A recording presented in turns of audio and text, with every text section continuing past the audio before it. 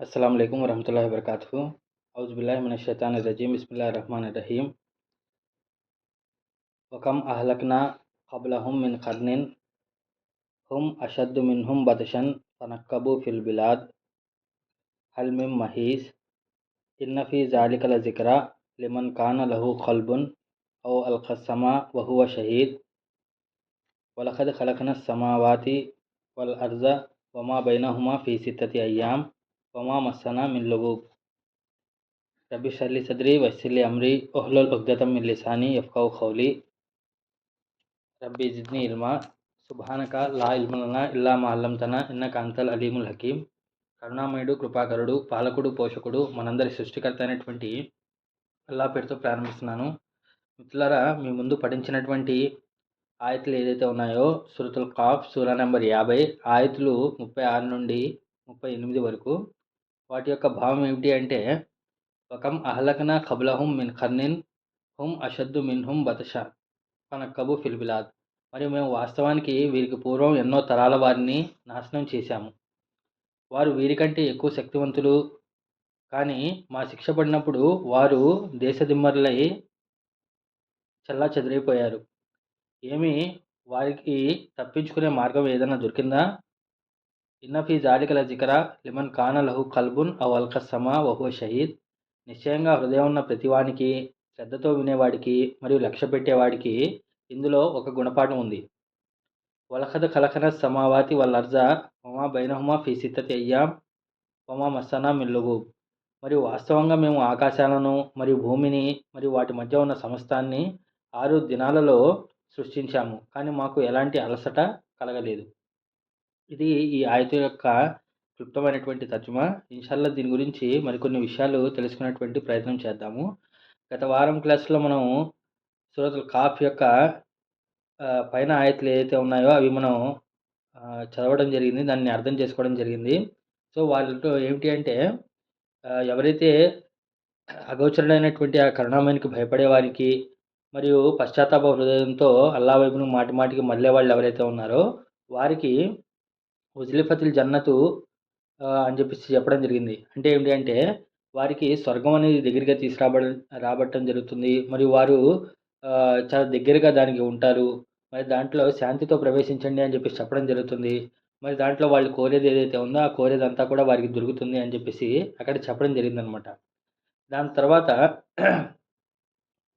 దాని కంటిన్యూషన్గా ఏమిటి అంటే, ఇదంతా కూడా ఖురైషీలకు చెప్పిన తర్వాత ఖురైషీలకు మళ్ళీ మరొకసారి ఏమిటి అంటే, పూర్వపు జాతుల వారి యొక్క ప్రస్తావన ఏదైతే ఉందో అది మళ్ళీ వారికి ముందుకు తీసుకురావడం జరుగుతుందన్నమాట. ఈ సూరాలో ఏమిటి అంటే, ముఖ్యంగా 2 విషయాల గురించి ప్రస్తావన తీసుకొస్తూ దాని ద్వారాగా మీరు గుణపాఠం నేర్చుకోండి అని చెప్పేసి సృష్టికర్త అయినటువంటి అల్లా చెప్పడం జరుగుతుందన్నమాట. మొదటి విషయం ఏమిటి అంటే, అది ప్రకృతిని చూపించి ప్రకృతిలో ఉన్నటువంటి నిదర్శనాలను మీరు గమనించి తద్వారాగా మీరు గుణపాఠం నేర్చుకోండి, తద్వారాగా మీరు దేవుని నిదర్శనాలను తెలుసుకోండి అని చెప్పేసి చెప్పడం జరుగుతుందన్నమాట, ప్రకృతిని చూపించి మొత్తం కూడా. దాని తర్వాత ఏమిటి అంటే, పూర్వపు జాతుల వారి యొక్క ప్రస్తావన ఏదైతే ఉందో, పూర్వపు జాతుల వారి యొక్క సిచ్యువేషన్స్ ఏదైతే ఉన్నాయో వారి యొక్క చివరి దశ ఏమైంది, వారి యొక్క గమ్యం ఏమైంది, వాళ్ళ యొక్క ప్రస్థానం ఏమైంది అని చెప్పేసి చెప్పడం జరుగుతుందన్నమాట. అదే సందర్భంలో ఏమిటి అంటే, ఇప్పుడు మళ్ళీ పూర్వపు జాతుల వారి యొక్క ప్రస్తావన చెప్పడం జరుగుతుందన్నమాట. ఏం చెప్తున్నాను అంటే, వకం అహ్లకనా ఖబ్లహుం మిన్ ఖర్నిన్. మరియు మేము వీరికి పూర్వం ఎన్నో తరాల వారిని నాశనం చేశాము. హుం అషద్దు మిన్హుం. మరియు వారు ఏమిటి అంటే, మీలాగా ఏదో అనామకులుగా లేకపోతే మీలాగా ఏదో బలహీనులుగా ఉన్నటువంటి వాళ్ళు కాదు. మీకన్నా వాళ్ళు బలంలో మరియు సంపదలో కానివ్వండి, లేకపోతే వారి యొక్క ఆర్కిటెక్ట్లో మరియు లేకపోతే ఇళ్ళు నిర్మాణంలో ఏమిటి అంటే చాలా బలంగా ఉన్నటువంటి వాళ్ళు. అషద్దు మిన్హుం, మీకన్నా చాలా బలవంతులు వాళ్ళు. బతషన్ అంటే వారిని మేము గ్రిప్లో పెట్టుకున్నాం, వాళ్ళని మేము పట్టాము. ఫనక్కబు ఫిల్ బిలాద్, వాళ్ళందరూ ఏమిటి అంటే దేశదిమ్మరులైపోయారు, అంటే అటు ఇటు చల్లా చెదిరైపోయారు అని చెప్పి చెప్పడం జరుగుతుంది అనమాట. దీంట్లో చూసినట్లయితే అహ్లక్నా అనేటువంటి పదం చూసినట్లయితే, అహ్లక్నా అంటే హలాక్ కర్దేనా అంటే నాశనం చేయటం. మేము వారిని చాలామందిని నాశనం చేశాము.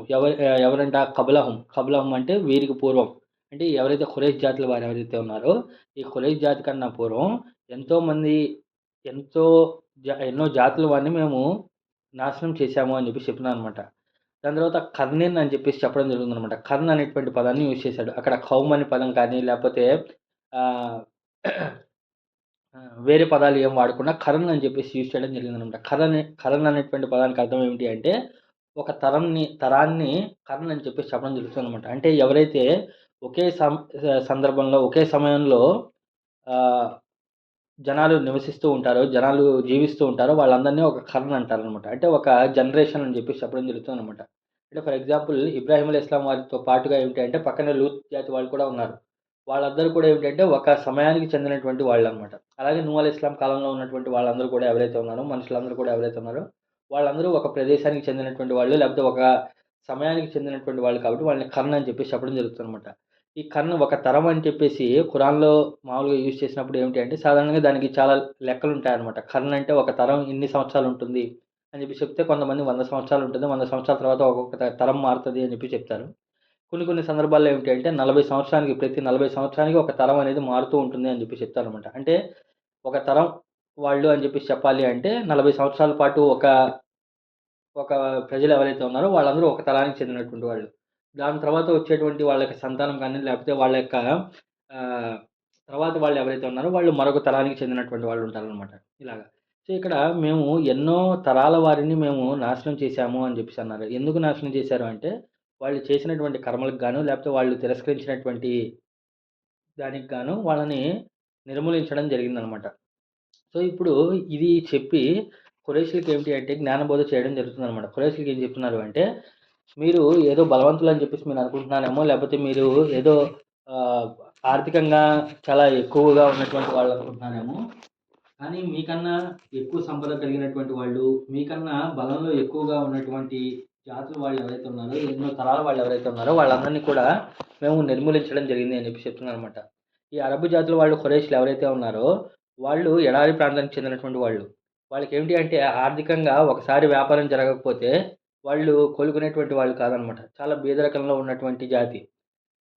ఓకేనా.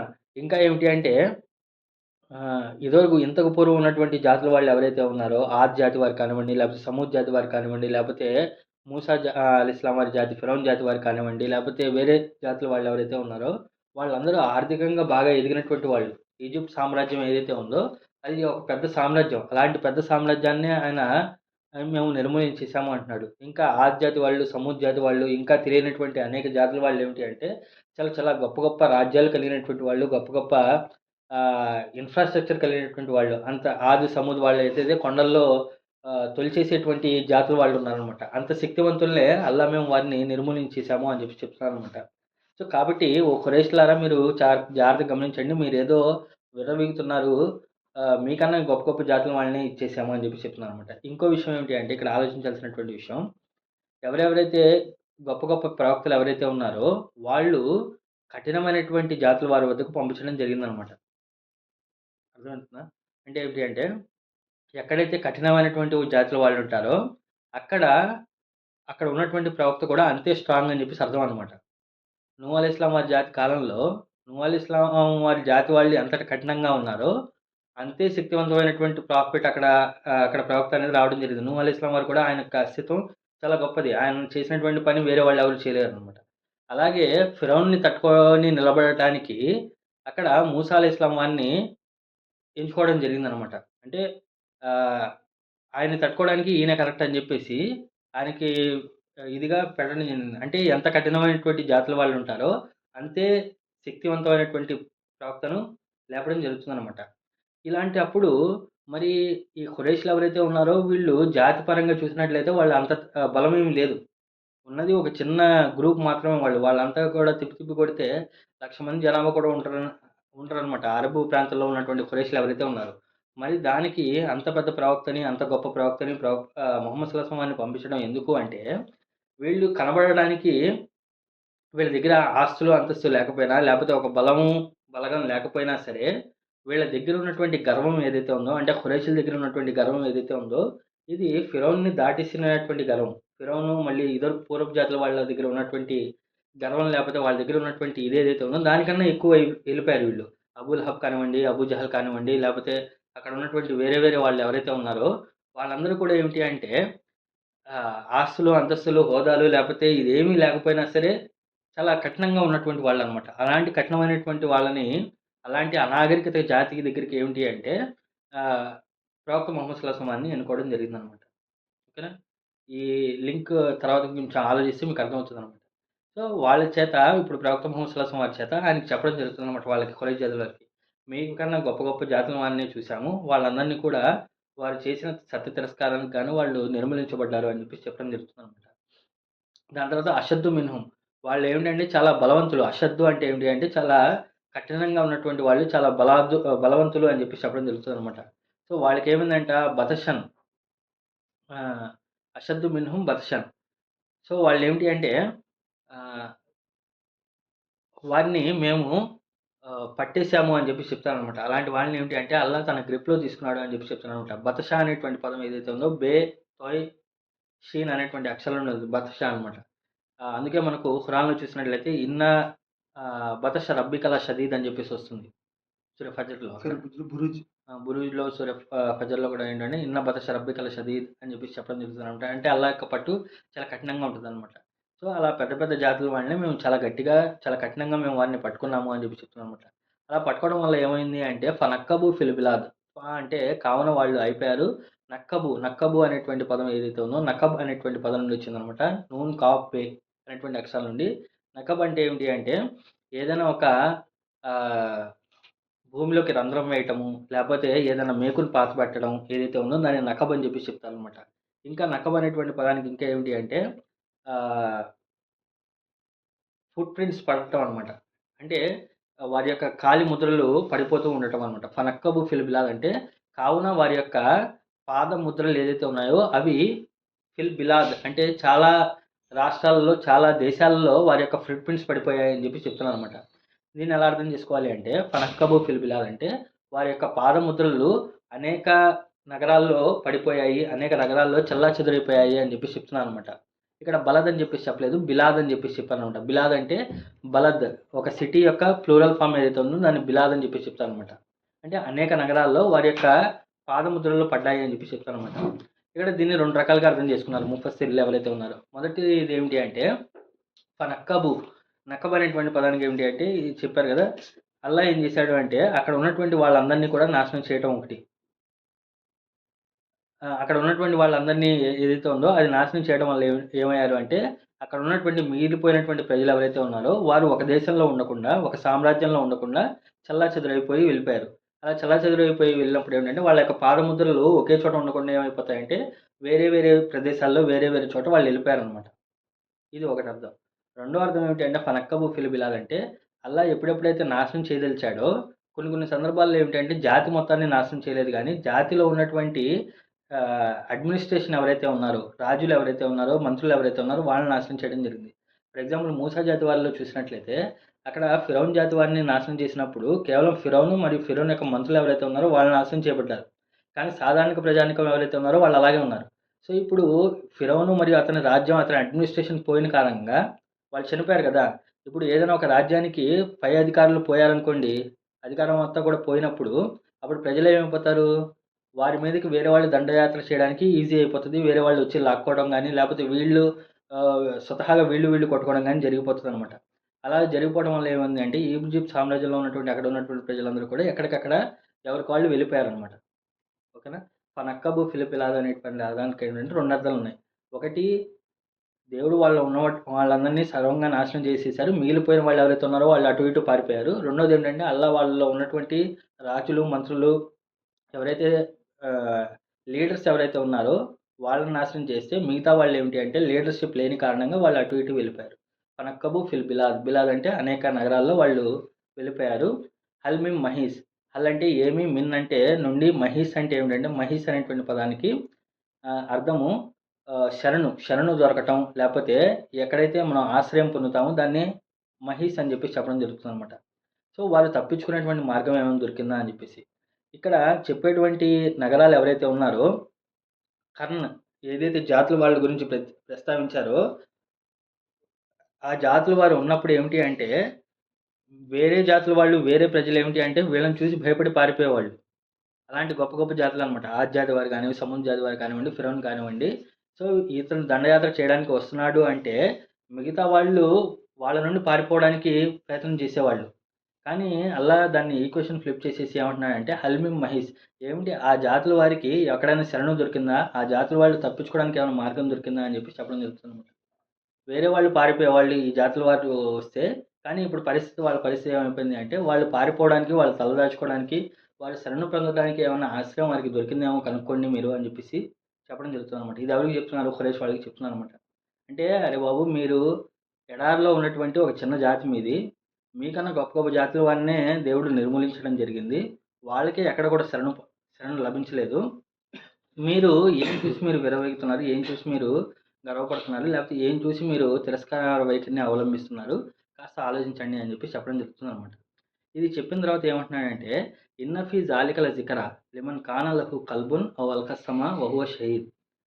నిశ్చయంగా హృదయం ఉన్న ప్రతివానికి, శ్రద్ధతో వినేవాడికి మరియు లక్ష్య పెట్టేవాడికి ఇందులో గుణపాఠం ఉంది అని చెప్పి చెప్తున్నారనమాట. 37వ ఆయత్తు. ఓకేనా? సో, ఇది పూర్వపు జాతుల వారి యొక్క ప్రస్తావన చెప్పి ఇక్కడ ఏమంటే దీంట్లో ఇన్న ఫీ జాలికల జికరా, దీంట్లో ఒక గుణపాఠం ఉంది అని చెప్పి చెప్తున్నానమాట. మరి ఇక్కడ ఇన్న అనేటువంటి పదాన్ని యూజ్ చేశాడు, తాకీదు యూజ్ చేశాడు. నిశ్చయంగా దీంట్లో ఒక గుణపాఠం ఉంది అని చెప్పి చెప్తున్నాను అనమాట. అంటే కంపల్సరీగా దీంట్లో ఒక గుణపాఠం ఉంది, కాస్త జాగ్రత్తగా ఆలోచించండి అని చెప్పి చెప్తున్నాను అనమాట. ఇక్కడ ఇందాక చెప్పినట్టుగా మనం స్టార్టింగ్లో ఈ సూరాలో ఏమిటంటే 2 విషయాలు చూపించి దాంట్లో మీకు గుణపాఠం ఉంది అని చెప్పాడు. ఒకటి ప్రకృతిలో ఉన్నటువంటి విషయాలను చూపించి దీంట్లో మీకు నిదర్శనాలు ఉన్నాయని చెప్పి చెప్పాడు. దీంట్లో మీకు గుణపాఠం ఉంది అని చెప్పాడు. మనం స్టార్టింగ్ ఆయతులు చూసినట్లయితే అక్కడ 8వ ఆయతు పైన అన్ని ఆయతులు చదివినట్లయితే ఆకాశాన్ని, భూమి వీటిని మొత్తాన్ని చూపించి ఏంటంటే అక్కడ ఏమంటాడంటే తబసిరతం వ జిక్రా లికుల్లి అబ్ది మునీబ్ అంటాడు. 8వ ఆయతు తబసిరతం వ జిక్రా లికుల్లి అబ్ది మునీబ్ అంటాడు. ఇక్కడ ఏమిటి అంటే పూర్వపు జాతుల వారి గురించి చూపించి దీంట్లో కూడా మీకు గుణపాఠం ఉంది అని చెప్పి చెప్తున్నాడు. ఇక్కడ ఏమంటున్నాడంటే ఇన్న ఫీ జాలికల జిక్రా, దీంట్లో ఒక గుణపాఠం ఉంది అని చెప్పి చెప్తున్నాడు అనమాట. అక్కడ ఏం చెప్పాడంటే తబసిరతం వ జిక్రా అన్నాడు, ఇక్కడ ఓన్లీ జిక్రా అన్నాడు. ఇలా ఎందుకు చెప్పాడు? ప్రకృతికి చూపించేమిటి అంటే తబసిరతం వ జిక్రా అన్నాడు, దీంట్లో చూపించేమిటంటే జిక్రా అని చెప్పి చెప్పాడు అనమాట. ఓన్లీ జిక్రా అని చెప్పి చెప్పాడు అనమాట. గుణపాఠం ఉంది అన్నాడు. ఎందుకు అంటే అక్కడ ఇప్పుడు ప్రకృతిలో ఉన్నటువంటి విషయాలు ఏదైతే ఉన్నాయో అవి ఎప్పుడైనా సరే కళ్ళకు కనబడతా ఉంటాయి. ఆకాశం కానీ, భూమి కానీ, చెట్లు, ఖర్జూరపు చెట్లు ఇవన్నీ గురించి మాట్లాడాడు కదా అక్కడ. ఆకాశం గురించి మాట్లాడాడు. దాంట్లో ఎలాంటి నక్షత్రాలను మేము అలంకరణగా చేశాము, దాని నుండి వర్షాన్ని కురిపించాము అన్నాడు. దాని తర్వాత భూమిని మేము పాన్పుగా చేశాము, దాంట్లో వర్షాన్ని కురిపించి పంటలు పండిస్తున్నాము. ఇవన్నీ విషయాలు చెప్పాడు. దాంట్లో మేము జైతూను, ఆలివ్ చెట్లు, ఖర్జూరపు చెట్లు ఇవన్నీ చెప్పాడు. ఇవన్నీ ఏమిటంటే కళ్ళకు కనిపిస్తూ ఉంటాయి. దాని నుండి గుణపాఠం చేయాలి అంటే తపశరతం అంటే అక్కడ చూస్తూ ఉండాలన్నమాట ఖచ్చితంగా. అవి చూసి దాన్ని యొక్క ఆస్వాదించి దాని అందాన్ని, దాని యొక్క ఉద్దేశాన్ని తెలుసుకుంటే తపశరతం జిక్రా చూడాలి, అర్థం చేసుకోవాలి. కానీ ఈ పూర్వపు జాతుల వాళ్ళ యొక్క ప్రస్తావన ఏదైతే ఉందో ఇది చూడడానికి కంటికి కనబడడానికి ఏమైనా కనిపిస్తుందా? ఈరోజు అంటే ఏంటంటే మనకు సినిమా టెక్నాలజీ ఉంది కాబట్టి ఏమిటి అంటే సినిమాల్లో పాపం వాళ్ళు అలా ఉండేవాళ్ళు, ఇలా ఉండేవాళ్ళు అని చెప్పేసి వాళ్ళందరూ కష్టపడి ఆ యాక్టర్స్‌ని మనం ఇప్పుడు చూస్తున్నాం. అంటే హిస్టరీ గురించి ఏదన్నా చూస్తున్నాం. కానీ అప్పటి రోజుల్లో ఏమిటి అంటే విని తెలుసుకోవడమే. వాళ్ళ గురించి ఏం చేయాలి? వినాలి. అంటే వాళ్ళు పూర్వపు పెద్దవాళ్ళు ఎవరైతే ఉన్నారో వాళ్ళు అరే! ఆ జాతి వాళ్ళు అలా జరిగిందిరా, వాళ్ళు ఇలా జరిగిందిరా అని చెప్పేసి పెద్దవాళ్ళు చెప్పేవాళ్ళనమాట. చెప్పేవాళ్ళ దగ్గర నుండి విని తెలుసుకోవాలనమాట. అందుకే ఇక్కడ ఏమిటంటే ఇక్కడ ఏం చెప్పారంటే ఇన్న ఫీ జాలికల జికరా, దీంట్లో ఒక గుణపాఠం ఉంది. అంటే పూర్వపు జాతుల వారి యొక్క ప్రస్తావనలో మీకు ఒక గుణపాఠం ఉంది. లిమన్ కాన లహు కల్బున్, అది కూడా ఎలా వినాలి అంటే హృదయపూర్వకంగా వినాలి. ఏదో ఫోన్ చూసుకుంటూ, లేకపోతే ఏదో అంట్లు తోముకుంటూ, లేకపోతే ఏదో వేరే పనులు చేసుకుంటూ వినేవాడికి కాదు.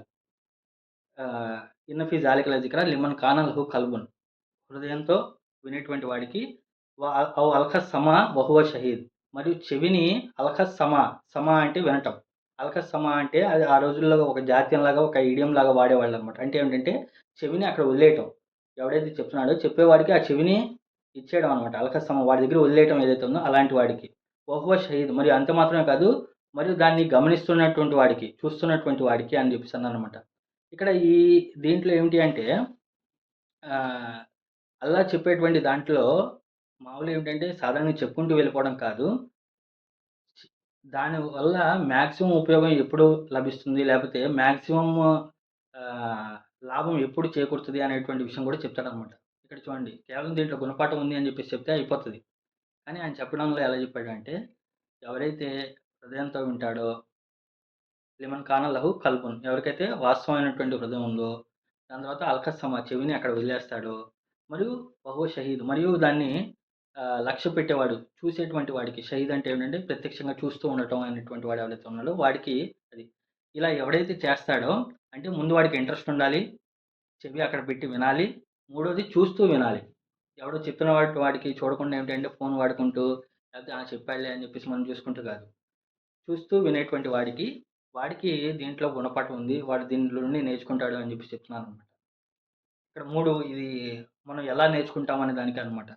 అలా కాకుండా ఒకవేళ ఎవరైనా ఏదైనా చెప్తున్నారు క్లాస్‌లో గానీ, లేకపోతే ఏదైనా పెద్ద మీటింగ్‌లో గానీ, మనం ఫోన్ వాడు చెప్తున్నట్టు వినేటప్పుడు మనం ఫోన్ వాడుకోవడం గానీ, లేకపోతే వేరే పని చూసుకుంటున్నాం అనుకోండి, మనకు 100% ఎక్కుతదా?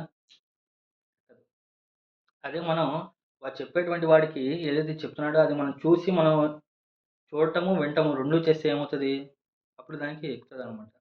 అందుకే మనకు మామూలుగా ఒక ఇది కూడా మనం పెట్టుకున్నాం. Tell me I forgot, show me I remember, teach me I will learn అని చెప్పేసి చెప్తాం కదా! అంటే ఏంటంటే మనం ఏదైతే వింటామో అది మర్చిపోతాం. ఏదైతే మనం చూస్తామో అది కొంచెం గుర్తుంటది. దాని తర్వాత ఏదైతే మనం నేర్చుకుంటామో, ఏదైతే మనం ప్రాక్టీస్ చేస్తామో అదేమిటంటే అది జీవితాంతం కూడా గుర్తుండిపోద్ది అని చెప్పి చెప్తాం కదా!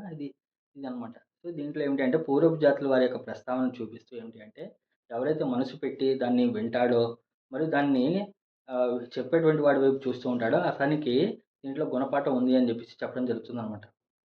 ఓకేనా? దాని తర్వాత దీనికి కంటిన్యూషన్ ఏమిటంటే, వలఖద్ ఖలఖన సమావాతి వల్ అర్ద్ వమా బైనహుమా ఫీ సిత్తతి అయ్యామ్ వమా మస్సనా మిన్ లుగూబ్. అందుకే మనకేంటంటే ఇంకా ఇదే ఆయత్ గురించి మనం ఇంకా చూసినట్లయితే,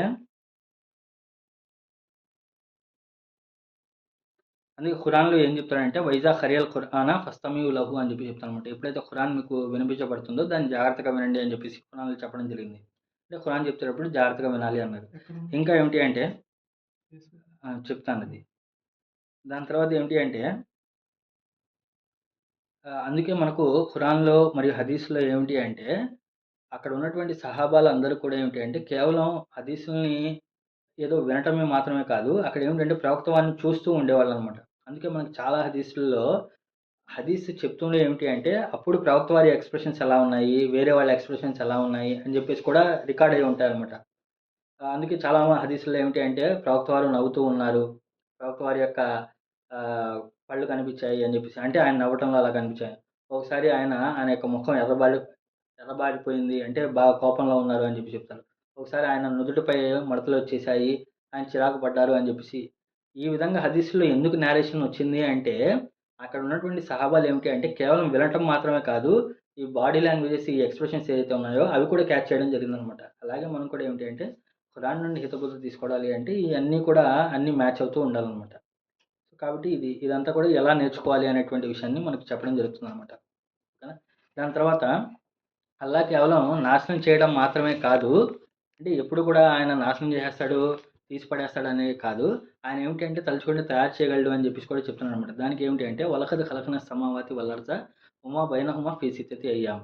మరియు వాస్తవానికి ఖలఖన మేము సృష్టించాము, అస్సమావాత్ అంటే ఆకాశాలను, వల్ అర్జ్ మరియు భూమిని, వమా బైనహుమా మరియు వీటి మధ్య ఉన్నటువంటి సమస్త మొత్తాన్ని కూడా ఫీ సిత్తతి అయ్యామ్. అయి ఎంత ఏమిటి అంటే 6 దశలలో 6 స్టేజెస్‌లో ఏమిటి అంటే ఫీ సిత్తతి అయ్యామ్ అనేటువంటి పదం ఏదైతే ఉందో 6 రోజుల్లో అని చెప్పేసి ఒక ట్రాన్స్‌లేషన్ ఉంటుంది.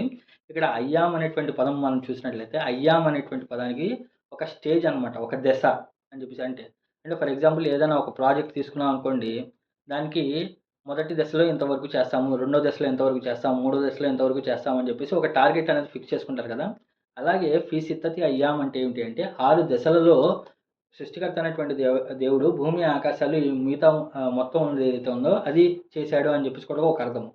ఇంకో అర్థం ఏంటంటే 6 రోజులు ఏదైతే ఉన్నాయో 6 రోజుల్లో చేశాడని చెప్పేసి ఒక అర్థం అనమాట. అయ్యాం అనేటువంటి పదానికి దశలు, స్టేజెస్ అని చెప్పేసి అర్థం అనమాట. సో 6 దశలలో భూమి, ఆకాశాలను మరియు వాటి మధ్య ఉన్న సమస్తాన్ని కూడా ఆయన సృష్టించడం జరిగింది. మరి ఇదంతా చెప్పిన తర్వాత వమా మస్సనా మిన్ లుగూబ్. మరి ఇదంతా చేసినప్పుడు ఆయనకేమైనా అలసట కలిగిందా? లేకపోతే ఆయనకేమన్నా ఇబ్బంది ఏమైనా కలిగిందా? లేకపోతే ఆయనకేమన్నా బలహీనత ఏమైనా వచ్చిందా అంటే వమా మస్సనా మిన్ లుగూబ్. సో, ఆయనకి ఎటువంటి లుగూబ్ ఆయనకి ఎటువంటి బలహీనత లేకపోతే ఆయనకి ఎటువంటి నీరసం అనేది ఆయనకి రాలేదు అని చెప్పి చెప్తున్నానమాట. ఇదే సూరాలో ఏమిటి అంటే 15వ ఆయతలో మనం చూసినట్లయితే అక్కడ భూమి ఆకాశాన్ని నిదర్శనాలు చెప్పి అక్కడ ఏమంటాడంటే అఫైనా బిల్ ఖల్కిల్ అవ్వల్ బల్హుం ఫీ లబ్సిం ఫీ ఖల్కిన్ జదీద్. ఏమిటి మేము మొదటి సృష్టితోనే అలసిపోయామని చెప్పేసి మీరు అనుకుంటున్నారా? ఎంత మాత్రం కాదు అని చెప్పేసి అక్కడ క్వెషన్ మార్క్‌తో యూజ్ చేశాడనమాట. ఏమిటి మేము మొదటి సృష్టితోనే అలసిపోయామని మీరు అనుకుంటున్నారా అని క్వెషన్ మార్క్ పెట్టాడు. అది క్వెషన్ ఇక్కడ ఏశాడు.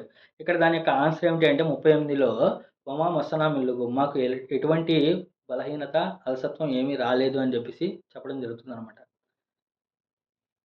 దాని తర్వాత ఇదంతా చెప్పిన తర్వాత ఇప్పుడు లాస్ట్ పారాలో ఏమిటి అంటే ఇప్పుడు మొదటి పారాలో ఏమిటి అంటే అక్కడ ఉన్నటువంటి సత్య తిరస్కారులు ఏదైతే ఉన్నారో వాళ్ళు రేజ్ చేసినటువంటి క్వెషన్ వాళ్ళు చేస్తున్నటువంటి విమర్శలు అవన్నీ కూడా అక్కడ చెప్పడం జరిగిందనమాట. ఇప్పుడు లాస్ట్ పారాలో వచ్చేపాటికి ఏమిటి అంటే అలాంటి విమర్శలకు నువ్వేం చేయాలి ఓ ప్రవక్త అని చెప్పేసి ఆయనకి సంబంధించినటువంటి విషయాలు ఇక్కడ చెప్పడం జరుగుతుందనమాట. ఏంటంటే ఫస్బిర్ అలా మా యకూలూన్, నువ్వు సహనం వహించు వాళ్ళు ఏదైతే మాట్లాడుతున్నారో, వాళ్ళు ఏదైతే అనుకుంటున్నారో, లేకపోతే వాళ్ళు ఏదైతే బహిర్గతం చేస్తున్నారో అలాంటి విషయాల పట్ల ఫస్బిర్, నువ్వు సహనాన్ని వహించు అని చెప్పి చెప్తున్నానమాట. ఇక్కడ ఫస్బిర్ అనేటువంటి పదానికి అర్థం ఏమిటంటే సబర్ అనేటువంటి పదం నుండి వచ్చింది. అంటే నువ్వు ఏదైతే చేసుకుంటూ వెళ్తున్నామో, నువ్వు ఏదైతే నీ పని ఏదైతే ఉందో ఆ పనిని నువ్వు చేసుకుంటూ పో అని చెప్పేసి చెప్పడం జరుగుతుందనమాట. ఓకేనా? అంటే ఏమిటంటే సాధారణంగా ఏం జరుగుతుంది అంటే ఎక్కడైనా సరే ఒక సంస్థకు గానీ లేకపోతే ఒక మంచి పని చేసేటువంటి వాళ్ళు ఎవరైతే ముందుకు వెళ్తూ ఉంటారో వాళ్ళపైకి రాళ్ళు వేయడానికి ఏమిటి అంటే అనేక రకాల ఎలిగేషన్స్, అనేక రకాల ఏమిటంటే విమర్శలు వస్తూనే ఉంటాయన్నమాట. చాలామంది ఏం జరుగుతుంది అంటే అలా విమర్శలు వస్తున్నప్పుడు ఆ విమర్శకు ప్రతి విమర్శ చేయడానికి లేకపోతే ఆ విమర్శకు సమాధానం చెప్పడానికి అసలు ఆ సంస్థ యొక్క ఉద్దేశ్యం ఏదైతే ఉందో అది పక్కన పెట్టేసి కలెక్షన్స్‌లో ఎక్కువ కాలం గడిపేస్తారనమాట. అర్థమవుతుందనుకుంటున్నాను. ఓకేనా? ఎప్పుడైనా సరే ఒక మంచి పని చేయడానికి ముందుకెళ్తున్నప్పుడు ఒక సంస్థ రూపంలో గానీ, లేకపోతే ఒక పెద్ద మిషన్ గానీ నడుస్తున్నప్పుడు అక్కడేమిటంటే కొంతమంది విమర్శిస్తూ ఉంటారు. ఆ విమర్శించినప్పుడు సాధారణంగా చాలామంది చేసేటువంటి పనేమిటి అంటే వాళ్ళు విమర్శిస్తున్నారు కదా! వారికి సమాధానం చెప్పాలి గదా! ఆ చెప్పడం మన బాధ్యత కదా! అని జెప్పేసి ఈ మిషన్‌ని పక్కన బెట్టేసి, ఆ సంస్థ దేనికోసమైతే స్థాపించబడిందో దాని యొక్క ఉద్దేశాన్ని పక్కన బెట్టేసి, ఆ విమర్శకు ప్రతి విమర్శ చేయడం లేకపోతే దానికి సమాధానం చెప్పడంలో టైం అనేది ఇటు ఫోకస్ చేస్తారనమాట. అటు ఫోకస్ చేయడం వల్ల ఏమవుతుంది అంటే, అసలు సంస్థ యొక్క ఉద్దేశ్యం ఏదైతే ఉందో అది మరుగున పడిపోతుంది. కానీ అల్లాహ్ ఇక్కడ ఏం చెప్తున్నాడంటే, "ఫస్బిర్ అలా మా యక్కులూన్", వారు ఏదైతే చెప్తున్నారో, లేకపోతే వారు ఏదైతే అనుకుంటున్నారో, లేకపోతే వాళ్ళు ఏదైతే విమర్శలు చేస్తున్నారో, అలాంటి వాటిపై నువ్వు సహనం వహించు. నువ్వు ఏదైతే చేసుకుంటూ వెళ్తున్నామో, నీ మిషన్ మీద ఏదైతే ఫస్బీర్ అనేటువంటి పదం సబర్ అనేటువంటి పదం నుండి వచ్చింది కదా! సబర్ అంటే ఏంటి అంటే, పర్సిస్టెన్స్‌గా ఉండటం. అంటే ఏంటంటే, ఏదైతే ఎన్ని ఒడుగుదొడుగులు వచ్చినా సరే, మనం అనుకున్నటువంటి విషయంపై స్థిరంగా ఉండటం ఏదైతే ఉందో దాన్ని సబర్ అంటారనమాట. సబర్ అనేటువంటి పదానికి మనం ఇదివరకు మీనింగ్ కూడా ఇచ్చుకున్నాం. ఒక మొక్క ఏదైతే ఉందో, అరబ్ కాలంలో అక్కడ ఆ ప్రకృతిని తట్టుకొని బ్రతికేటువంటి ఒక మొక్క ఏదైతే ఉందో, ఆ మొక్కను సబర్ అని చెప్పి చెప్తారనమాట. అంటే ఏంటంటే, అది దానికి నీళ్లు లేకపోయినా, ఎండ, వేడి ఎక్కువగా ఉన్నా సరే, అదేమిటంటే ఎన్ని కండిషన్స్ వచ్చినా సరే అది అలాగే ఉంటదనమాట. చనిపోవడం గాని, లేకపోతే పక్కకెళ్ళిపోవడం గాని అలా ఏం జరగదనమాట. అలాంటి దాన్ని సబర్ అంటారు. అలాగే ఏమిటంటే, ఓ ప్రవక్త నీ మీద ఎన్ని విమర్శలొచ్చినా, ఏం చేసినా సరే, నువ్వు అలా కామ్‌గా ఉండు. నీ పని నువ్వు చేసుకుంటూ వెళ్ళు. ఆహ్, వసబ్బిహ్ బిహమ్ది రబ్బిక, మరియు అల్లాహ్ యొక్క ప్రవక్తని, అల్లాహ్ యొక్క పవిత్రతను వసబ్బిహ్ బిహమ్ది, ఆహ్, అల్లాహ్ యొక్క పవిత్రతను కృతజ్ఞతతో కొనియాడుతూ ఉండు.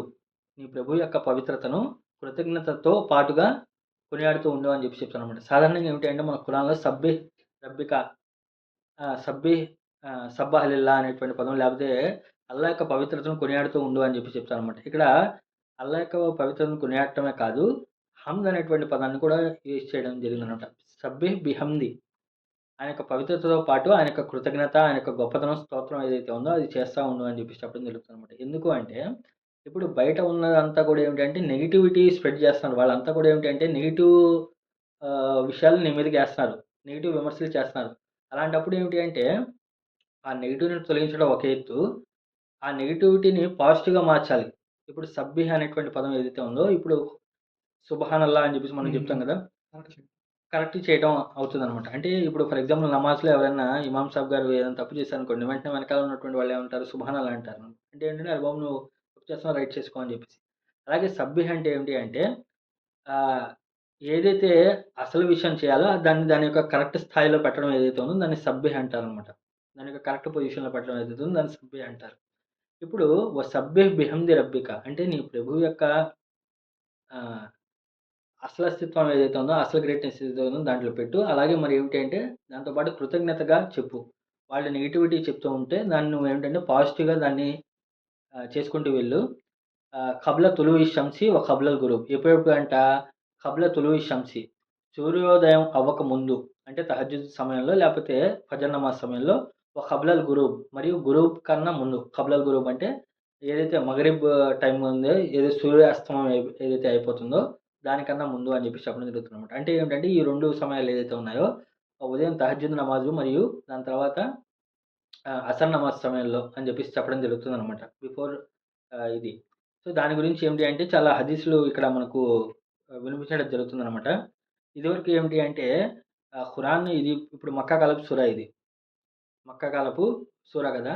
సో, అప్పట్లో ఏమిటి అంటే నమాజ్‌కి లేకపోతే ప్రార్థన చేయడానికి సలాత్‌కి ఏమిటి అంటే డైరెక్ట్‌గా సలాత్ అనేటువంటి పదం గాని లేకపోతే నమాజ్ స్థాపించు అనేటువంటి పదాలు ఏం రాలేదనమాట. అదంతా కూడా ఎప్పుడు మక్కాలో చివరి కాలంలో మదీనాకెళ్ళేటువంటి ముందు మేరాజ్ అయిపోయిన తర్వాత అప్పుడు వచ్చినటువంటి పదం. సలాత్ అనేటువంటి పదం, అకీముస్సలా అయన్నీ కూడా. సో, అప్పటిదాకా ఏమిటంటే ఆరాధన చేయడానికి, వర్షిప్ చేయడానికి ఏమిటంటే ఇలాంటి పదాలు వాడేవాళ్ళనమాట. ఏంటి ఫసబ్బిహ్ బిహమ్ది రబ్బిక లేకపోతే ఖుమిల్ లైల ఇల్లా ఖలీలా లేసి నుంచోప్పుడు, లేకపోతే వైద్యబార సుజూద్ మరి నువ్వు సజ్దాలో పడిపో, సాష్టాంగంలో పడిపో, ఇలాంటి పదాలు వాడారనమాట. అలాగే ఇప్పుడు కూడా ఏమిటి అంటే సబ్బిహ్ బిహమ్ది రబ్బిక ఖబ్ల తులూఇ షంసి వ ఖబ్లల్ గురూబ్. అంటే ఆరాధనకు ఆ పదాలు యూజ్ చేసి వాడటం జరిగిందనమాట. ఓకేనా? ఇప్పుడు ఇక్కడ 2 పదాలు యూజ్ చేశారు. సన్‌రైజ్ కన్నా సూర్యోదయం కన్నా ముందు మరియు సూర్యాస్తమయం కన్నా ముందు అని చెప్పేసి చెప్పడం జరుగుతుందనమాట. ఇదేంటి అంటే ఈ 2 సమయాలు ఏదైతే ఉన్నాయో, ఈ 2 సమయాలు ఏమిటి అంటే గొప్ప మార్పు ఏదైతే జరుగుతూ ఉంటుందో, ఆ 2 మార్పులకు సాంకేతం అనమాట. ఓకేనా? ఇప్పుడు రాత్రి మొత్తం చిమ్మ చీకటిగా ఉంటుంది. సూర్యోదయం అవ్వంగానే అసల ఈ చీకటేంట్రా బాబు! అన్నట్టుగా అంత భయంకరంగా ఉన్నటువంటి చీకటి, ఆ సూర్యోదయం అయ్యేటప్పుడు ఏమైపోతుంది? సూర్యోదయం రాంగానే అసలు చీకటుందా అన్నట్టుగా అనిపిస్తా ఉంటది. ఓకేనా? అంటే ఇదేమిటి అంటే జీవితానికి, జీవనానికి మరియు హోప్‌కి, ఆశకి ఏమిటి అంటే సాదృశ్యం అనమాట. రాత్రి చీకటి నుండి పొద్దున వెలుతురు రావడం ఏదైతే ఉందో, హమ్మయ్య! సూర్యోదయం అయిపోయింది. ఇదొక హోప్ అనమాట. ఆశ. మళ్ళీ దాని తర్వాత అసర్ నమాజ్ తర్వాత ఏమైపోతుంది అంటే, అక్కడి నుండి మళ్ళీ చీకటి పడిపోతుంది గదా! చీకటి పడిపోయిందంటే ఇప్పుడు రాత్రి ఏమైపోతుందో, తర్వాత ఏం జరుగుతుందో అనేటువంటిది ఒక ఒక విధమైనటువంటి భయం అనమాట. అంటే ఆశ, నిరాశకు మధ్య, ఆశ, భయానికి మధ్య ఉన్నటువంటి 2 గొప్ప మార్పులు జరిగేటువంటి సమయం ఏమిటి అంటే, ఒక రోజులో ఒకటి తెల్లారుజాము, దాని తర్వాత సాయంత్రం పూట అనమాట. ఈ 2 ఏమిటి అంటే, ఈరోజు మనకు లైట్లున్నాయి కాబట్టి మనకంత అర్థం కాదు గానీ, ఆ రోజు కాలంలో ఏమిటి అంటే, వాళ్ళు ప్రతిరోజు కూడా ఈ మార్పు అనేది కళ్ళారా చూసేవాళ్ళనమాట. అంటే ఇది యాక్చువల్‌గా ఏంటంటే, చావు మరణానికి ఒక సాదృశ్యం లాగానే. ఒక రోజు యొక్క చావు, బతుకు ఏమిటి అంటే ఆళ్ళ కళ్ళ ముందు చూస్తున్నారనమాట. చీకటి పడిపోవడం, తెల్లారటం, తెల్లారటం, చీకటి పడటం ఏదైతే ఉందో చావు బతుకుల్లాగా వాళ్ళకి కనిపిస్తూ ఉంటాయనమాట. సో, ప్రవక్త మొహమ్మద్ సల్లాల్లాహు వారి యొక్క ఒక హదీస్ ఉందనమాట. అదేమిటి అంటే, ఒకసారి ప్రవక్త మొహమ్మద్ సల్లాల్లాహు వారు పౌర్ణమి రోజు ఆ చంద్రుడిని చూస్తూ ఉంటారనమాట. చంద్రుడిని చూస్తూ అక్కడ ఉన్నటువంటి సహాబాలందరికి కూడా చెప్తారనమాట. "మీరు చంద్రుడిని చూస్తున్నారా?" అంటే, "ఆ! చూస్తున్నాము." ఇప్పుడు ఏ విధంగా అయితే మీరు ఈ చంద్రుడిని చూస్తున్నారో, ఈ పౌర్ణమిగా ఉన్నటువంటి దేదీప్యమానంగా ఎలిగిపోతున్నటువంటి చంద్రుడు ఏదైతే ఉందో, అది చూస్తున్నారు గదా! సేమ్ అలాగే మీ యొక్క ప్రభువుని కూడా మీరు అదే విధంగా చూస్తారు అని జెప్పి చెప్తారనమాట. కాబట్టి మీరు అలా చూడాలి అనుకుంటే, మీ యొక్క ఫజర్ నమాజు మరియు మీ యొక్క అసర్ నమాజ్‌ని దృష్టిలో పెట్టుకోండి అని జెప్పి చెప్తారనమాట. అంటే దాన్ని జాగ్రత్త తీసుకోండి అని జెప్పి చెప్పడం జరుగుతుందనమాట. ఇంకా ఏమిటి అంటే, ఇంకొక హదీస్‌లో ఏమిటి అంటే, బరదైన్. బరద అంటే ఏమిటి అంటే చల్లదనం. బరదైన్ అంటే ఏమిటి అంటే 2 చల్లదనాలు అని చెప్పేసి అంటనమాట. అంటే ఉదయం పూట ఏమిటి అంటే రాత్రి చల్లదనం పోయి మళ్ళీ వేడిలోకి రావడం జరుగుతుంది. మళ్ళీ సాయంత్రం పూట ఏమవుతుందంటే వేడి మొత్తం పోయి చల్లదనంలోకి వెళ్తూ ఉంటుందనమాట. అంటే ఒకసారి చల్లదనం కోల్పోతుంది. ఒకసారి చల్లదనం తెచ్చుకుంటూ ఉంటుందనమాట. బరదైన్ అని చెప్పి చెప్తాననమాట. 2 కోల్డ్ టైమ్స్. అంటే అది ఒక రోజు యొక్క చావు మరియు బతుకనమాట. సో, ఆ టైంలో ఉన్నటువంటి సమయంలో ఏమిటంటే దేవుని ధ్యానంలో మీరు నిమగ్నమై ఉండండి అని చెప్పేసి చెప్పడం జరుగుతుందనమాట. ఫస్బిర్ అలా మా యఖూలున వసబ్బిహ్ బిహమ్ది రబ్బిక ఖబ్ల తులూఇ షంసి వ ఖబ్లల్ గురూబ్. అంటే నువ్వు నీ ప్రభువు యొక్క ఆహ్, కృతజ్ఞత మరియు ఆయన యొక్క ఏమంటారు ఆయన యొక్క పవిత్రతను కొనియాడుతూ ఉండు అని చెప్పేసి చెప్పడం జరుగుతున్నాడు. పవిత్రతను కొనియాడుతూ ఉండు ఈ సమయాల్లో అని చెప్పి చెప్పడం జరుగుతుందనమాట. దాని తర్వాత మరి అంతే మాత్రమే కాదు, వమినల్ లైలి ఫసబ్బిహు వ ఇద్బార సుజూద్. వమినల్ లైలి మరియు రాత్రి సమయాల్లో ఫసబ్బిహు, మరియు అక్కడ ఆయన యొక్క పవిత్రతను కొనియాడుతూ ఉండు. వ ఇద్బార సుజూద్ మరియు ఆ, ఆ, ఇక్కడ రాత్రి పూటలో ఫసబ్బిహు ఆయన యొక్క పవిత్రతను కొనియాడుతూ ఉండు అని చెప్పి చెప్పారనమాట.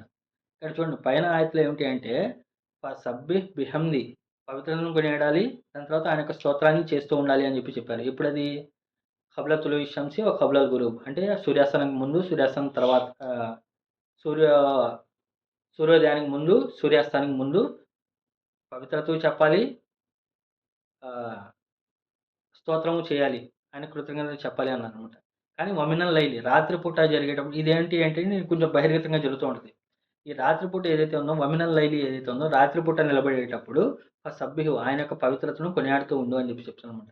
అక్కడ ఆయన యొక్క పవిత్రతను కొనియాడుతూ ఉండటము అంటే మన యొక్క లోపాలు ఏదైతే ఉన్నాయో అది తెలుసుకుంటూ ఉండటం అనమాట. అంటే సో ఉదయం పూట సందేశ ప్రచారంలో ఏమిటి అంటే ఏదేదైతే లోపాలు లేకపోతే తప్పిదాలు అని చెప్పేసి అనుకుంటున్నారో అది గుర్తు తెచ్చుకొని ఏంటి అంటే మనం ఎంత చేసినా సరే ఏంటి అంటే మనం ఆ యొక్క దేవుని యొక్క పర్ఫెక్షన్ స్టేజ్‌కి మనం వెళ్ళలేము. దేవా! నువ్వు చాలా పవిత్రుడు. నువ్వు ఏది చెప్పినా సరే చాలా పర్ఫెక్ట్‌గా ఉంటది. మా దగ్గర ఉన్నటువంటి లోపాలు ఏదైతే ఉన్నాయో, మా లోపాలని క్షమించు అని చెప్పేసి వేడుకోవడం అనమాట. సభ్య అంటే ఏమిటంటే, దేవుడు చాలా పర్ఫెక్ట్‌గా ఉన్నాడు. మనం చేసేటువంటి పనుల్లో ఏమిటి అంటే కొన్ని లోపాలు, పాపాలు జరుగుతూ ఉంటాయి. కాబట్టి ఇది గుర్తు తెచ్చుకొని ఏమిటంటే దేవుని యొక్క పవిత్రతను కొనియాడుతూ ఉండటం అనమాట. ఇది ఒక మీనింగు. దాని తర్వాత ఏమిటి అంటే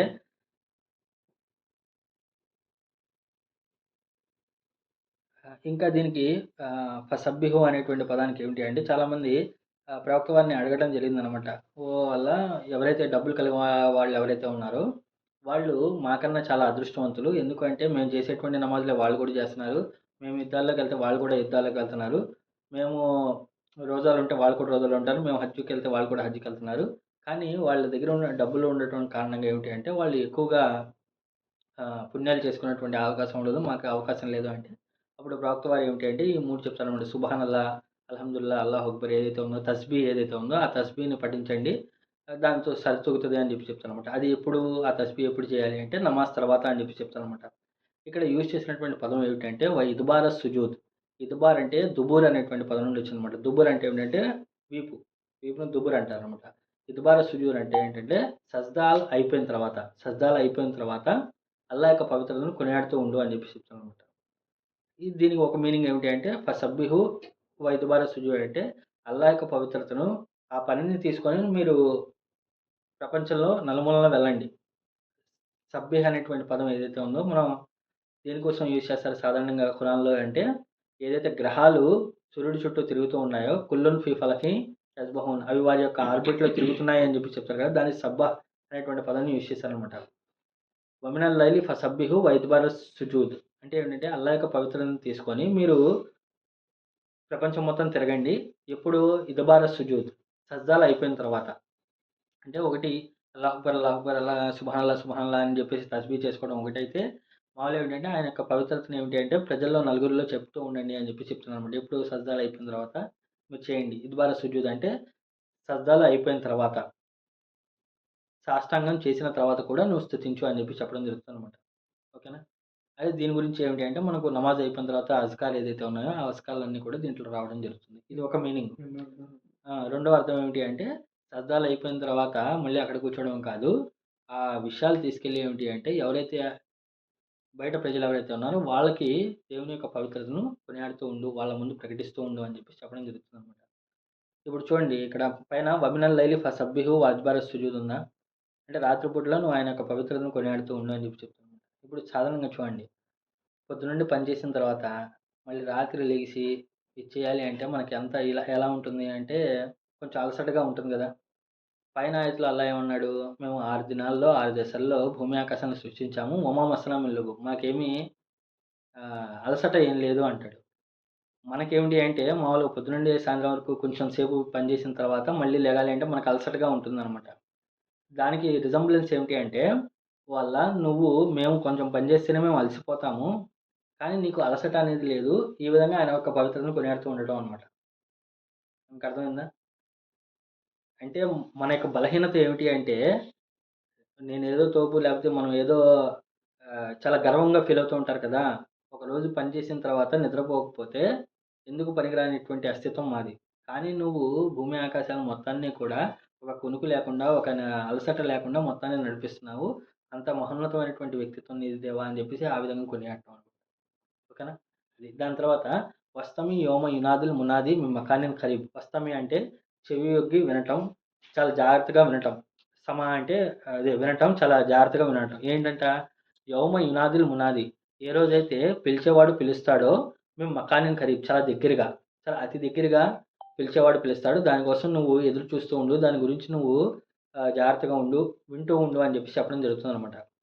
ఇక్కడ దీని గురించి ముఫస్సిలు 2 విషయాల గురించి చెప్పారనమాట. ఒకటేమిటి అంటే, ఇది ప్రవక్త వారు సమయంలో యోమ మునాది అంటే, ఏ రోజైతే పిలిచేవాడు పిలుస్తాడు అంటారు. అంటే ఇస్రాఫీల్ అలైహిస్సలాం వాళ్ళు బాకాను ఊదటం వల్ల ఈ ప్రళయం ఏదైతే సంభవిస్తుందో దాని గురించి అని చెప్పేసి చెప్పడం జరుగుతుందనమాట. అంటే ఆ పిలుపు వస్తుందేమో, బాకా ఊదేటువంటి సమయం వచ్చేస్తదేమో, దానికోసం నువ్వు చెవియొగ్గి వింటూ ఉండు, లేకపోతే దానికోసం సంసిద్ధంగా ఉండు అని చెప్పేసి ఒకటి మీనింగు. రెండోది ఏమిటి అంటే, అది ఎంతో దూరంగా లేదు, చాలా దగ్గరగానే నీకు వినపడతది అని చెప్పి చెప్తున్నాననమాట. అయితే దీని యొక్క సాదృశ్యం ఏమిటి అంటే, ఇది ప్రవక్త వారికి చెప్పింది ఎప్పుడో మనకు 1500 సంవత్సరాల క్రితం. ఆయన సమయంలో. చెప్పినా సరే, ఆయన ఏమిటి అంటే, ఆయనకు ప్రవక్త వారికి మామూలుగా తెలుసు. ఏమిటి అంటే, తీర్పు దినం యొక్క సాంకేతాలు ఏదైతే రావాల్సినవి ఉన్నాయో, అవన్నీ కూడా రావాల్సినవి ఇంకా ఉన్నాయి. అంటే మసీహ్ రావటం, లేపోతే ఆహ్, మనకు మెహదీ రావటం, ఇయన్నీ ఏదైతే ఉన్నాయో, అవి సంభవించక ముందే ఏమిటి అంటే, ఆయనకు నువ్వు దానికోసం సంసిద్ధంగా ఉండు అంటే, ఒక విధమైనటువంటి అర్జెన్సీ ఏదైతే ఉందో, ఒక విధమైనటువంటి ఆహ్, దానికోసం నువ్వు రెడీగా ఉండు. ఎలా అంటే సహాబాలకు కానివ్వండి, ప్రవక్తలకు కానివ్వండి ఎలా ఉంటుంది అంటే, అది రేపటే వచ్చేటట్టుగా, లేపోతే ఈ రోజే వచ్చేసేటట్టుగా, ఏ క్షణంలో అయినా అది తీర్పు దినం అనేది సంభవించేటువంటి అవకాశం ఉంది. దానికోసం రెడీగా ఉండండి అని చెప్పేసి చెప్పడం జరుగుతుందనమాట. ఇది ఒకటి. రెండోది ఏమిటి అంటే, వస్తమి యోమ యునాదిల్ మునాది మిన్ మకానిన్ ఖరీబ్ అంటే, ఏదైతే మృత్యుదూత ఏదైతే ఉన్నాడో, ప్రత్యేకంగా మృత్యుదూత మనకు వస్తాడు గదా! అతను పిలిచేటువంటి పిలుపు చాలా దగ్గరగా పిలుస్తాడు. దానికోసం సంసిద్ధంగా ఉండండి అని చెప్పి చెప్తున్నాననమాట. వస్తమి. అతను పిలిచేటువంటి పిలుపు తెలిసిపోద్ది, వినపడుతుంది నీకు. చాలా దగ్గరగా పిలుస్తాడు. వస్తమి యోమం యునాదిల్ మునాది. ఆ పిలిచేవాడు దగ్గరగా పిలుస్తాడు. మేము మకానిన్ ఖరీబ్, చాలా దగ్గరగా ఉండి అతను పిలుస్తూ ఉంటాడు. దానికోసం నువ్వు రెడీగా ఉండు. దానికి ఒక చెవి అటు కూడా పెట్టి ఉంటూ ఉండు అన్నమాట. అంటే ఇప్పుడు ఫర్ ఎగ్జాంపుల్ ఎక్కడైనా మనం ఇంట్లో ఉన్నామనుకోండి, తలుపు ఎవరైనా కొడతారేమో అని చెప్పేసి లోపల తలుపేసుకొని మనం కూర్చున్నామనుకోండి, మన ధ్యాసంతా కూడా ఎక్కడుంటది? లేపోతే "నువ్వు తలుపులేసి పడుకో అమ్మా, నేను రాత్రొస్తాను" అని చెప్పేసి చెప్పామనుకోండి, ఇప్పుడు ఇంట్లో వాళ్ళు ఏం చేస్తా ఉంటారు? పడుకున్నా సరే వాళ్ళ ధ్యాస మొత్తం ఎక్కడుంటది? మా ఆయనొస్తాడు, తలుపు కొడతాడు అనేటువంటి విషయం ఉంటది కదా! అలాగే మన యొక్క మృత్యు భయం ఎలా ఉండాలి అంటే, ఇప్పుడు నన్ను పిలిచేవాడు ఒకడు పిలుస్తాడు, అతనొచ్చి తలుపు కొడతాడు, వింటూ ఉండాలి అని చెప్పేసి వింటూ ఉండాలనమాట. అర్థమైందా? ఇప్పుడు మన ఇంట్లో ఎవరి కోసమైనా సరే మనం తలుపు కొడతారని చెప్పేసి వెయిట్ చేస్తూ ఉంటాం కదా! సేమ్ అలాగే ఏంటంటే, వస్తమి యోమ యునాదిల్ మునాది మిన్ మకానిన్ ఖరీబ్. చాలా దగ్గరగా వచ్చి మిన్ మకానిన్ ఖరీబ్, చాలా స్టేషనరీగా ఒక దగ్గరగా వచ్చి ఏమిటి అంటే, తలుపు కొట్టేవాడు కొడతా ఉంటాడు. అతని గురించి చెవియొగ్గి వింటూ ఉండండి అని చెప్పి చెప్తాననమాట. ఇదొకటి. రెండోది ఏమిటి అంటే ఇంకా అది ఫస్ట్‌ది. రెండోదేమిటంటే యౌమ యస్మౌన సైహత బిల్ హక్. జాలిక యౌముల్ ఖురూజ్. ఆ రోజు మీరు ఒక భయంకరమైనటువంటి శబ్దం వినేది అది సత్యం. బోరులో నుండి బయటకు వచ్చే దినం అదే అని చెప్పి చెప్తుందనమాట. సో, ఇది మకానిన్ ఖరీబ్ ఒకటి. రెండోదేమిటి అంటే యౌమ యస్మౌన సైహత బిల్ హక్. ఒక రోజొస్తుంది. ఆ రోజు మీరందరూ కూడా వింటారు. సైహతున్ అంటే ఒక పెద్ద శబ్దము. బిల్ హక్కి, వాస్తవంగా. రియాలిటీగా, ఒరిజినల్‌గా ఏమిటంటే మీరు ఒక పెద్ద శబ్దాన్ని ఆ రోజు మీరు వింటారు. జాలిక యౌముల్ ఖురూజ్. ఆ రోజు ఏమవుతుంది అంటే మీరందరూ కూడా బయటికి రాబడతారు. ఖురూజ్ అంటే ఏమిటంటే బయటికి రావటం. సో, ఆ రోజు మీరందరూ కూడా బయటికి రాబడతారు అని చెప్పి చెప్తారనమాట. ఆ దినం అనేది తప్పకుండా వస్తుంది అని చెప్పి చెప్పడం జరుగుతుందనమాట. అదేమిటి అంటే దాని గురించి చాలా హదీసులు చాలా ఉన్నాయన్నమాట. ఇక్కడేమిటి అంటే ఒకటి, ముందు చెప్పినటువంటి ఆయతులు ఏదైతే ఉందో అది భూమి పైన మనం ఉన్నప్పుడు వినిపించేటువంటి శబ్దము. రెండోది ఏమిటంటే మనం భూమి లోపలికి వెళ్ళిపోయిన తర్వాత వినపడేటువంటి శబ్దం అనమాట. సో, ఈ శబ్దం గురించి ఆ హదీస్‌లో మామూలుగా ఏమిటి అంటే, అది జైఫా నిజమా అనేది మనకు తెలీదు గానీ, అక్కడ ఉన్నటువంటి విషయం ఏంటి అంటే, సో, ఇస్రాఫీల్ అలైహిస్సలాం వారికి బాకా ఇవ్వడం జరుగుతుంది గదా! సో, ఆ జరిగినప్పుడు ఏమిటి అంటే, ఆయన ఊడటం జరుగుతుందనమాట. ఆ ఊదినప్పుడు ఏం జరుగుతుంది అంటే ఆహ్, మనుషుల యొక్క ఆత్మలు ఏదైతే కబ్జ చేసుకొని ఉంటారో, అంటే చనిపోయిన తర్వాత మన యొక్క ఆత్మలు పోతాయి గదా! ఆ ఆత్మలన్నీ కూడా ఏంటి అంటే, ఆ ఇస్రాఫీల్ అలైహిస్సలాం వారి యొక్క బాకా ఏదైతే ఉందో, ఆ బాకాలన్నీ కూడా కూర్చివేయబడి ఉన్నాయి. అవన్నీ కూడా కూర్చివేయబడి ఉన్నాయన్నమాట. సో, ఎప్పుడైతే ఇస్రాఫీల్ అలైహిస్సలాం వారు ఆ బాకాలను ఊదుతారో, ఆ ఊదినప్పుడు ఏమవుతారంటే, ఈ లోపల ట్రంపెట్ ఏదైతే ఉందో, ఆ బాకా ఏదైతే ఉందో, ఆ బాకలో ఉన్నటువంటి ఆత్మలన్నీ కూడా బయటకొచ్చేస్తాయన్నమాట. ఆ బయటకొచ్చేసిన తర్వాత అప్పుడు అల్లా అంటాడంట, నా యొక్క గౌరవం మరియు నా యొక్క ఆహ్, జలాల్, నా యొక్క గౌరవం సాక్షిగా నేను ఈరోజు ఏదైతే ఆత్మలున్నాయో, ఆ ఆత్మలన్నింటిని కూడా వాటి యొక్క వాటి యొక్క శరీరాలతో నేను కలుపుతాను అని చెప్పేసి అప్పుడు కలపడం జరుగుతుందనమాట. దాని తర్వాత ఒక వర్షం అనేది పడుతుంది. ఆ వర్షం పడినప్పుడు ఏమిటి అంటే, ఆ వర్షం పడినప్పుడు ఏ విధంగా అయితే విత్తనాలు మొలకలతో సహా చీల్చుకొని భూమిని చీల్చుకొని పైకొస్తాయో, అలాగే మనుషులందరూ కూడా తిరిగి లేపబడతారు అని చెప్పేసి చెప్పడం జరుగుతుందనమాట. ఓకేనా? సో, అదేంటంటే దాని తర్వాత భూమిలో ఉన్నటువంటి వాళ్ళందరూ కూడా ఏమిటి అంటే, తిరిగి బయటకొస్తారు అని చెప్పేసి చెప్పడం జరుగుతుందనమాట. ఇదంతా కూడా యదార్థంగా జరుగుతది బిల్ హక్కి. దీంట్లో ఎలాంటి సందేహం లేదు. దీంట్లో ఎలాంటి ఆహ్, ఆహ్, ఇదేమి సందేహము, సందిగ్ధత ఏమీ లేదు. ఇది వాస్తవంగా జరుగుతుంది అని చెప్పి చెప్తున్నాననమాట. దాని తర్వాత నహ్ను నూహి వనుమీతు వైలైనల్ మసీర్, నిశ్చయంగా మేము మాత్రమే జీవితాన్ని ఇచ్చేటటువంటి వాళ్ళము, మరియు వనుమీతు మరియు మరణాన్ని ఇచ్చేటువంటి వాళ్ళము, వైలైనల్ మసీర్ మరియు మీరందరూ కూడా మా వైపునకే మళ్ళీ రావాల్సి ఉంది. మసీర్ అనేటువంటి పదం ఏదైతే ఉందో జర్ఫ్ జమాన్ అని చెప్పి చెప్పడం జరుగుతుంది. అంటే ఏంటంటే కేవలం మాకు మాత్రమే తెలుసు మీరు ఏ సమయంలో, ఎక్కడ మీరందరూ కలుస్తారో, సమయము మరియు టైం ఏదైతే ఉందో 2 కలిపి మా వైపునకి మీరందరూ కూడా తిరిగి రావడం జరుగుతుంది అని చెప్పేసి చెప్పడం జరుగుతుందనమాట. అంటే కొంతమంది నీళ్ళల్లో చనిపోతారు. లేకపోతే కొంతమంది భూమిలో ఉంటారు. కొంతమంది ఏమిటంటే బూడిదగా మారిపోయి ఉంటారు. వాళ్ళందరూ కూడా ఏంటంటే వాళ్ళందరినీ కూడా మేము తిరిగి లేపుతాము అని చెప్పి చెప్పడం జరుగుతుందనమాట. ఓకేనా. దాని తర్వాత యౌమ తషక్కకుల్ అర్జు అన్హుం సిరాన్ జాలిక హష్రున్ అలైనా యసీర్. యౌమ అంటే ఆ రోజు. సో, ఇలా ఇదంతా కూడా వాళ్ళందరినీ కూడా ఆత్మలు, శరీరాలతో కలిపి భూమిలో నుండి తిరిగి లేపబడతారు కదా! లేపబడిన తర్వాత యౌమ తషక్కకుల్ అర్జు. యౌమ అంటే ఆ రోజు, తషక్కకు అంటే ఏంటంటే భూమిని చీల్చడం జరుగుతుంది. తషక్కకుల్ అర్జు అన్హుం సిరాన్. సో, వాళ్ళ నుండి భూమి చీల్చుకుంటూ ఉంటుందంట. అంటే ఇక్కడ ఏం జరుగుతుందంటే భూమి తనను తాను ఆ లోపల ఉన్నటువంటి శవాల నుండి తనను తాను దూరం చేసుకుంటూ ఉంటుందంట. అంటే ఏ విధంగా అయితే తల్లి తనలో లోపల ఉన్నటువంటి బిడ్డను వేరు చేసుకుంటూ ఉంటుందో, అలాగే ఏమిటి అంటే భూమి కూడా ఏమిటంటే లోపల ఉన్నటువంటి శవాలు ఏదైతే ఉన్నాయో, లోపల ఉన్నటువంటి మరణించినటువంటి వాళ్ళు ఎవరైతే ఉన్నారో వాళ్ళ నుండి తనను తాను వేరు చేసుకుంటాడు. తషక్కకుల్ అర్జ్. తషక్కకుల్ అర్జ్ అంటే భూమి చీల్చడం. కానీ ఇక్కడ అన్హుం అనేటువంటి పదాన్ని యూజ్ చేశారు. అన్హుం అంటే ఏంటంటే వారి నుండి. వారి నుండి భూమి తనను తాను వేరు చేసుకుంటూ ఉంటుందంట. లోపల ఉన్నటువంటి ఉంటారు కదా! వాళ్ళ నుండి వేరు చేసుకుంటూ ఉంటుంది. సిరాన్ ఇదంతా కూడా ఎలా ఏంటంటే చాలా స్లో ప్రాసెస్ కాదు. చాలా ఫాస్ట్‌గా జరిగిపోతది. సిరాన్ అంటే ఏంటంటే చాలా వెంటనే చాలా త్వరగా అంట. యౌమ తషక్కకుల్ అర్జు అన్హుం సిరాన్. ఆ రోజు చాలా వెంటనే ఏమిటి అంటే భూమి తనను తాను వారి నుండి దూరం చేసుకుంటూ ఉంటుంది. జాలిక హషరున్ అలైనా యసీర్. అదే వాస్తవమైనటువంటి హషర్. హషర్ ఏంటంటే అది గ్యాదరింగ్. సమావేశపరచడం ఏదైతే ఉందో అది సమావేశపరిచేటువంటి సమయం అలైనా యసీర్. అది మా పైన ఎంతో సులువు. అది మా పైన ఎంతో సులువు. ఇదేమిటంటే ఈ ఆయత్ ఏంటంటే ఫస్ట్‌లో స్టార్టింగ్‌లో అక్కడ ఉన్నటువంటి మక్కా ఖురైష్‌లు వాళ్ళేమన్నారు? జాలిక యౌమ్ జాలిక రజూమ్ బయీద్. అది చాలా సుదూరమైనటువంటి విషయం. చాలా ఇంపాసిబుల్ అసంభవమైనటువంటి విషయం అని చెప్పేసి అన్నారనమాట. కానీ దానికి అల్లా ఇచ్చేటువంటి కౌంటర్ ఏంటంటే జాలిక హష్రున్ అలైనా యసీర్. అది మాకు చాలా సులువు అని చెప్పి చెప్తున్నాడు. అది అసంభవమైనటువంటి విషయం అని చెప్పేసి వాళ్ళన్నారు. కానీ అల్లా ఏమంటున్నాడంటే అది చాలా సులువైనటువంటి విషయం అని చెప్పేసి చెప్తున్నాడనమాట. ఇక్కడ దీనికి సంబంధించిన ఒక హదీస్ ఏమిటి అంటే, యౌమ తషక్కకుల్ అర్జు అన్హుమ్ అన్నారు కదా! అంటే భూమి వాటి నుండి చీల్చుకుంటుంది అని చెప్పి చెప్తారనమాట. దానికి ప్రవక్త వారు చెప్పినటువంటి హదీస్ ఏంటి అంటే, అనా అవ్వలు మన్ తషక్కకు మన్ ఫిల్ అర్జ్. నేను భూమి ఎవరినైతే మొట్టమొదటిగా చీల్చి బయటకు వేస్తదో దాంట్లో నేను మొదటివాడిని అయి ఉంటాను అని చెప్పి చెప్తారనమాట. మళ్ళీ దాని తర్వాత అల్లా వర్షాన్ని కురిపించడం జరుగుతుంది. కురిపించినప్పుడు ఏంటంటే శరీరాల ఆత్మతో సహా ఏదైతే మొలకలెత్తినట్టుగా అందరూ కూడా బయటికి రావడం జరుగుతుంది అని చెప్పేసి చెప్తాననమాట. అంటే ప్రవక్త ముహమ్మద్ సల్లల్లాహు అలైహి వసల్లం మొట్టమొదటిగా లేస్తారు అని చెప్పేసి మామూలుగా హదీస్ రూపంలో ఉంటుందనమాట. ఓకేనా. దాని తర్వాత ఇది మాపై చాలా సులువు అని చెప్పేసి చెప్పడం జరుగుతుందనమాట. దాని తర్వాత నహ్ను ఆలము బిమా యఖూలూన్. సో, మాకు బాగా తెలుసు వారు ఏదైతే ఆహ్, మాట్లాడుతున్నారో.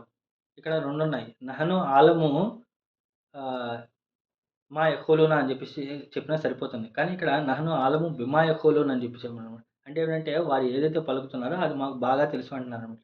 అంటే వాళ్ళు ఏదైతే వ్యక్తపరుస్తున్నారో వాళ్ళ మనసుల్లో ఏదైతే ఉందో ఆ 2 కూడా మాకు బాగా తెలుసు అని చెప్పేసి అర్థం అనమాట. అంటే నన్ను ఆలము మా యఖూలూన్ అన్నాననుకోండి, వాళ్ళు ఏదైతే మాట్లాడుతున్నారో అది మాత్రమే మాకు తెలుసు అని చెప్పేసి అనుకోవచ్చు. కానీ ఇక్కడ బిమా యఖూలూన్ అని చెప్పేసి వాడటంలో ఏంటి అంటే, వాళ్ళు ఏదైతే చెప్తున్నారో అదంతా కూడా మాకు బాగా తెలుసు. అంటే వాళ్ళ యొక్క లోపల ఉన్నది, బయట ఉన్నది అంతా కూడా మాకు మా యొక్క జ్ఞానంలో ఉంది అని చెప్పేసి చెప్తున్నాననమాట. వమా అంత అలైహిం బి జబ్బార్. మరియు నువ్వు ఎంత మాత్రం కాదు వారిపై జబ్బార్. జబ్బార్ అంటే బలవంతంగా చేయటం అనమాట. ఇక్కడ జబ్బార్ అనేటువంటి పదం ఏమిటి అంటే జీమ్, బే, రే అనేటువంటి అక్షరాల నుండి జబర్ అనేటువంటి అక్షరాల నుండి వస్తుందనమాట. జబర్ అంటే ఏమిటి అంటే ఏదైతే ఇరిగిపోయినా లేకపోతే వంగిపోయినటువంటి ఎముకను బలవంతంగా స్ట్రెయిట్ చేయడం ఏదైతే ఉందో దాన్ని జబర్ అని చెప్పి చెప్పడం జరుగుతుందనమాట. అంటే ప్రవక్త వారి యొక్క టాస్క్ ఏమిటి అంటే వాళ్ళని సరిచేయాలని చెప్పి చూస్తున్నారు కదా! నువ్వు అంత కఠినంగా వాళ్ళని బలవంతంగా దాన్ని స్ట్రెయిట్ చేయాల్సినటువంటి అవసరం లేదు. వాళ్ళు ఏదైతే అనుకుంటున్నారో, వాళ్ళు ఏదైతే మాట్లాడుతున్నారో అవన్నీ కూడా మాకు తెలుసు. నువ్వు వారిపై బలవంతంగా కఠినంగా వ్యవహరించాల్సినటువంటి అవసరం లేదు. లేకపోతే వాళ్ళకి సందేశాన్ని మొత్తాన్ని వాళ్ళు విశ్వసించేటట్టుగా చేయాలనేటువంటి బలవంతం కూడా నీపై ఏం లేదు. కానీ ఏం చేయాలి? ఫజక్కిర్ బిల్ ఖురాన్.